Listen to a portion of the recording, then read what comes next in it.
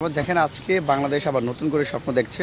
সেই স্বপ্নের যাত্রায় বৈষম্যবিরোধী ছাত্র আন্দোলন গত 2 মাস যাবত লাগাতার কর্মসূচি দিয়েছে এবং সেই স্বপ্ন বাস্তবায়নের পথে আজকে অন্তর্বর্তীকালীন সরকারের শপথ গ্রহণ অনুষ্ঠান হবে।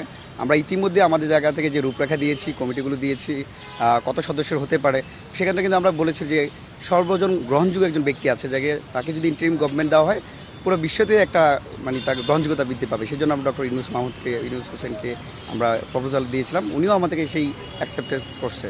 তো আজকে আসলে বাকি যে বিষয়গুলো আছে এখনও আমরা ফর্মালিটিস আছে, সেই জন্য আসলে ওই বিষয়গুলো বলতে পারছি না।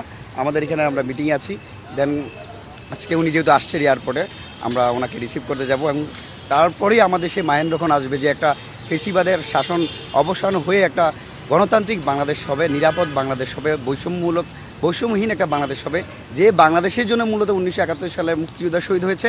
একই সাথে গত 1 মাস যাবত নতুন বাংলাদেশ তৈরি করার জন্য প্রায় 1000-এর অধিক মানুষ শহীদ হয়েছে। এখন এমনই ফুরফুরে মনে থাকবে সবাই। বসুন্ধরা টয়লেট্রিজ, ফুরফুরে মন সারাক্ষণ।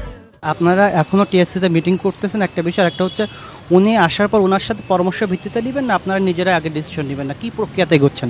আসলে আমাদের সকল বিষয়ে আলাপ আলোচনাধীন প্রক্রিয়া দিন এবং অনেক বিষয় সমাধান হয়ে গেছে।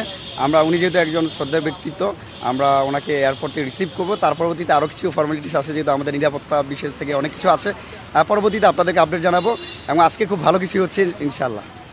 বিষয়গুলো প্রাধান্য দিচ্ছেন যাদেরকে রাখার ক্ষেত্রে আপনাদের অন্তর্বর্তীকালীন সরকারের ক্ষেত্রে? এখন দেখেন, আমরা এমন একটা বাংলাদেশ তৈরি করতে চাই যেখানে সংখ্যালঘুরা সংখ্যালঘু মনে করবে না, নিরাপদ মনে করবে।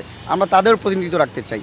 এদেশে অধিকাংশ মানুষ হচ্ছে শিক্ষিত, তরুণ, যুবক, বেকার, কিন্তু তাদের একটা পার্টিসিপেটরি আমরা এখানে রাখতেছি। একসাথে আমরা শিক্ষকদের একটা পার্টিসিপেটরি রাখতেছি, বুদ্ধিজীবী থেকে শুরু করে অন্যান্য যে সোশ্যাল সোসাইটির লোকজন আছে তাদেরও পার্টিসিপেটরি আমরা এখানে রাখছি। অর্থাৎ সকল শ্রেণী পেশার দলমত নির্বিশেষে এমন একটা পরিবেশ তৈরি করতে চাই যেখানে সবাই নিরাপদ মনে করবে। এমন একটা বাংলাদেশ তৈরি করার জন্য আমরা রূপরেখা দিয়েছি এবং সেটাই আজকে বাস্তবায়নের পথে ইনশাল্লাহ।